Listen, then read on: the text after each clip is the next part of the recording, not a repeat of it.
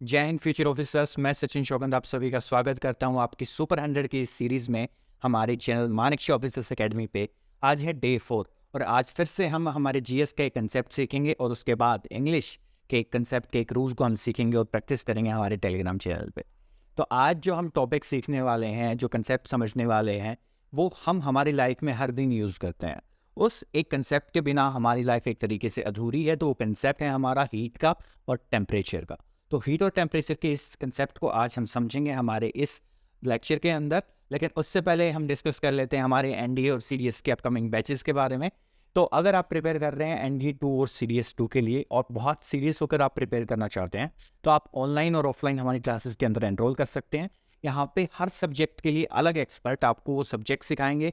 पहले आपको पढ़ाया जाएगा, फिर आपका टेस्ट लिया जाएगा, फिर आपको फिर से रिवीजन करवाई जाएगी और रिटन बैच के साथ साथ आपकी एसएसबी की प्रिपरेशन भी करवाई जाएगी, ऑनलाइन बैचेस के अंदर भी, ऑफलाइन बैचेस के अंदर भी। और ये सब आपका बहुत ही कम फीस के अंदर ये सब चीज़ें करवाई जाएंगी। अगर आप हमारे बैचेस के अंदर एनरोल करना चाहते हैं तो अपनी स्क्रीन पे दिए हुए नंबर पर आप कॉन्टैक्ट कर सकते हैं। अब हम शुरू कर लेते हैं हमारा आज का चैप्टर, जो कि है थर्मोडायनेमिक्स। तो थर्मोडायनेमिक्स की अगर हम बात करें तो वो होता क्या है? तो थर्मोडायनेमिक्स हमारे फिजिक्स की एक ऐसी ब्रांच है जो डील करती है एनर्जी के साथ, हीट के साथ और हीट और एनर्जी के इंटर कन्वर्जन के साथ, कि वो दोनों एक चीज़ से कैसे इंटर कन्वर्ट करती हैं। अब हीट की अगर मैं बात करूं आपसे, तो हीट आपका एक तरीके से आपका फॉर्म एनर्जी की ही है। जैसे हमारा मैकेनिकल एनर्जी होती है, वैसे ही हमारी हीट एनर्जी भी होती है। तो ये तो हमें समझ में आ गई चीज़ है। तो थर्मोडायनेमिक्स का फर्स्ट लॉ हमारा क्या कहता है? वो कहता है the law of energy conservation. यानी कि द टोटल एनर्जी जो आपके एक सिस्टम की होती है और सराउंडिंग की होती है, वो हमेशा कांस्टेंट रहती है, वो कभी भी चेंज नहीं होती है। Total energy of our system and surrounding remains constant. अब यहाँ पे हमें समझना पड़ेगा कि एक सिस्टम क्या होता है और सराउंडिंग से हमारा क्या मतलब है। अगर हम इन चीज़ों को डिस्कस कर लेते हैं तो ज़्यादा अच्छा रहेगा। थर्मोडायनेमिक्स में सिस्टम का मतलब है हर वो चीज़ जिसके ऊपर आप स्टडी कर रहे हो, जिसके ऊपर आप रिसर्च कर रहे हो, वो चीज़ आपका सिस्टम कहलाएगी और उसके चारों तरफ की जो भी चीज़ें होंगी वो उसकी सराउंडिंग्स कहलाएंगी। अब सिस्टम आपका अलग अलग तरीके का हो सकता है। सिस्टम आपका ओपन हो सकता है, क्लोज हो सकता है, आइसोलेटेड हो सकता है। तो अगर हम बात करें कि सिस्टम अगर ओपन है तो वो क्या करेगा? वो एक्सचेंज करेगा मैटर और एनर्जी, दोनों चीज़ें अपने सराउंडिंग के साथ। अगर आपका सिस्टम क्लोज है तो वो सिर्फ एनर्जी आपका एक्सचेंज करेगा आपकी सराउंडिंग के साथ। और अगर आपका सिस्टम आइसोलेटेड है तो उस केस में आपका सिस्टम ना तो एनर्जी एक्सचेंज कर रहा होगा, ना एनर्जी एक्सचेंज कर रहा होगा। इस टॉपिक के ऊपर आपसे क्वेश्चन पूछा जा सकता है एग्जाम्पल देके कि फॉलोइंग थिंग में से कौन सा सिस्टम आपका किस टाइप का एग्जाम्पल है। और इसको और अच्छे से हम एक एग्जाम्पल के थ्रू ही समझ लेते हैं, हमारी डेली लाइफ का एक एग्जाम्पल। एक चाय का कप आप देख सकते हैं अपने सामने। अब ये गर्म चाय का कप है तो यहाँ से हीट तो बाहर की तरफ ट्रांसफर हो ही रही है, फर्स्ट पिक्चर में आप देख सकते हैं।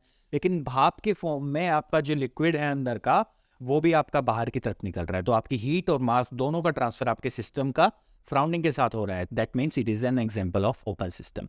अगर मैं इस कप को ढक देता हूँ तो यहाँ पे क्या होगा? टेम्परेचर तो अभी भी गिरेगा, उस चीज़ का टेम्परेचर का लूज, हीट का लूज तो अभी भी होगा।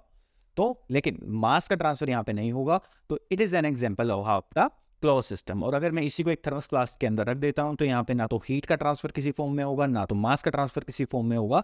तो it is an example of your isolated system. I hope आपको ये तीनों सिस्टम अच्छे से समझ में आए होंगे। अब हीट और टेम्परेचर एक्चुअली काम कैसे करते हैं? जो आपका हीट का ट्रांसफर होता है थर्मल एनर्जी में दो ऑब्जेक्ट्स के बीच में, वो होता है due to their temperature difference. कि अगर दो चीज़ें हैं उनका टेम्परेचर अलग अलग है, उस केस में आपका हीट एक ऑब्जेक्ट से दूसरे ऑब्जेक्ट की तरफ आपका ट्रांसफर कर जाएगी। टेम्परेचर क्या है? टेम्परेचर है आपका काइनेटिक एनर्जी ऑफ पार्टिकल्स।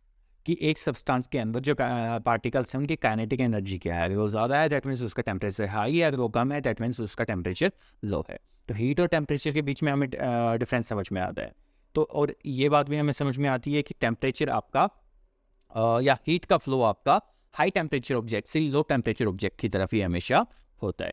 ये दोनों चीज़ें समझने के बाद अब हमें पढ़ने हैं लॉज ऑफ थर्मोडायनेमिक्स की। वो लॉज क्या हैं जो आपका हर जगह अप्लाई होते हैं। फर्स्ट लॉ ऑफ थर्मोडायनेमिक्स तो हमने समझ लिया था। अब बात कर लेते हैं जीरोथ लॉ ऑफ थर्मोडायनेमिक्स।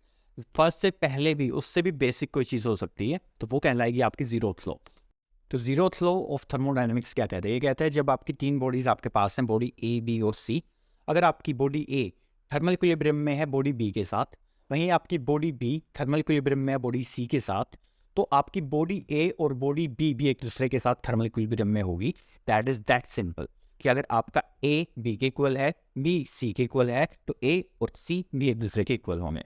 तो this is the most basic law of your thermodynamics, इसलिए इसका नाम जीरोथ लॉ ऑफ थर्मोडाइनमिक्स के नाम से भी दिया गया है। फर्स्ट लॉ हमने डिस्कस कर लिया है, जीरोथ लॉ हमने डिस्कस कर लिया, अब हम डिस्कस करेंगे सेकंड लॉ को।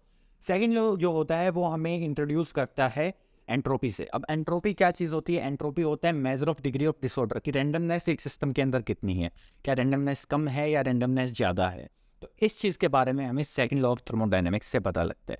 और थर्ड लॉ ऑफ थर्मोडायनेमिक्स क्या कहता है? वो कहता है कि जब हम किसी सिस्टम में हीट को एब्सोल्यूट जीरो की तरफ लेके जाएंगे, तो उस मोमेंट पे जो सब्सटेंस वहाँ पे हमारे पास हो वो एक प्योर क्रिस्टलाइन सब्सटेंस की फॉर्म ले लेगा। मतलब वहाँ पे एंट्रोपी जो होगी उस सब्सटेंस की वो बिल्कुल जीरो हो जाएगी। जैसे जैसे हम टेम्परेचर को जीरो की तरफ लेके जाएंगे, दैट इज एब्सोल्यूट जीरो, तो वैसे वैसे उस सब्सटेंस की जो एंट्रोपी है वो भी जीरो की तरफ अप्रोच करनी शुरू कर देगी। तो तीनों लॉज हमें समझ में आते हैं।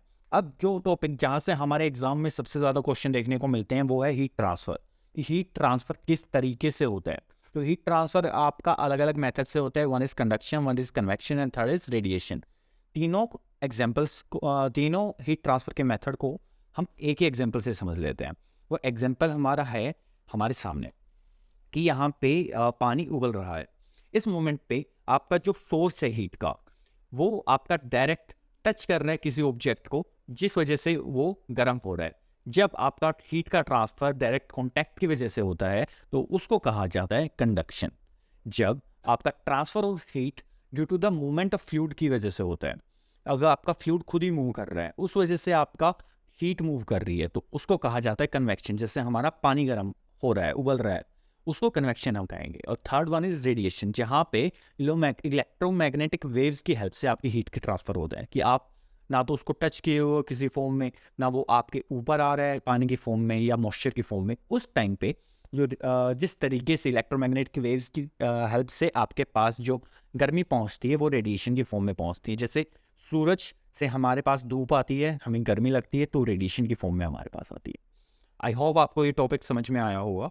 अब इसके क्वेश्चंस हमने प्रैक्टिस करने हैं, और वो क्वेश्चन हम कहाँ प्रैक्टिस करेंगे? हम प्रैक्टिस करेंगे टेलीग्राम चैनल पे। इस लेक्चर की पीडीएफ आपको हमारे टेलीग्राम चैनल पे मिल जाएगी। तो ये दोनों चीज़ें आपके लिए टेलीग्राम पे अवेलेबल करा दी गई है। अब हम बात करते हैं हमारे इंग्लिश के कंसेप्ट के बारे में कि आज इंग्लिश में हम क्या सीखने वाले हैं। आज जो हम सीखने वाले हैं उस टॉपिक पे हर बार क्वेश्चन आया है, हर एग्जाम में हमें देखने को मिला है। आपके एनडीए और सीडीएस के एग्जाम में तो बहुत बार सेम रूल रिपीट होता है कि there is this confusion between few and a few. आज इस वीडियो के बाद ये कंफ्यूजन हमारी हमेशा के लिए दूर हो जाएगी। फ्यू क्या होता है, ए फ्यू क्या होता है। तो रूल आप सभी नोट डाउन कर लेंगे कि फ्यू आपका यूज करते हो आप to indicate a small number of quantity of countable nouns. की पहली चीज तो वहाँ पे काउंटेबल नाउन्स होने चाहिए और उनका नंबर स्मॉल होना चाहिए, वहाँ पे आप फ्यू का यूज कर सकते हैं। इट इम्प्लाइज स्केर्सिटी और लिमिटेड नंबर, इस चीज का भी आप ध्यान रखेंगे। फ्यू का मतलब है कि वहाँ पे कमी है उस चीज की या बहुत ही लिमिटेड नंबर है उस चीज का, और इसको अच्छे से समझते हैं हम। पहला रूल हमने पढ़ा इसके लिए कि फ्यू का यूज़ हम तब करेंगे जब चीज़ें काउंटेबल होंगी। अगर अनकाउंटेबल होंगी जैसे मिल्क है ना, तो वहाँ पे हम फ्यू का यूज़ नहीं करेंगे। सेकंड इज नेगेटिव कॉनोटेशन, कि इसका मीनिंग नेगेटिव होता है बहुत ज़्यादा। तो ए फ्यू और फ्यू में यहीं पे हमें डिफरेंस देखने को मिलता है कि फ्यू आपका कहता है कि एक नंबर है हमारे पास जो नेगेटिव कॉनोटेशन उसकी दे रहा है, बट ए फ्यू एक स्मॉल नंबर तो है, बट वहाँ पे एक पॉजिटिव फॉर्म हमें उसकी देखने को मिलती है, ना कि नेगेटिव फॉर्म। अगर मैं कहूँ कि मेरे पास कोई चीज़ फ्यू है, दैट मीन्स वो इतनी कम है कि उससे काम ही नहीं चलेगा। और अगर मैं कहूँ मेरे पास कोई चीज़ ए फ्यू है, मतलब बहुत कम है लेकिन आज का काम मैं उस चीज़ से चला लूँगा। तो ये आपका एक बेसिक डिफरेंस कॉनोटेशन का आ जाता है फ्यू और ए फ्यू के अंदर। आई होप आपको ये टॉपिक समझ में आया होगा। इसके नोट्स आपको टेलीग्राम पे मिल जाएंगे, क्वेश्चंस आप टेलीग्राम पे जाके प्रैक्टिस कर सकते हो। चैनल को सब्सक्राइब कर लेना ताकि आगे के लेक्चर्स भी आप मिस ना करो। Thank you so much. जय हिंद, जय Bharat. Please subscribe our Manekshaw Officers Academy YouTube channel, and for further MCQs, practice questions, mock tests, PDF and study material, join us on Telegram and Instagram. Link given in the description.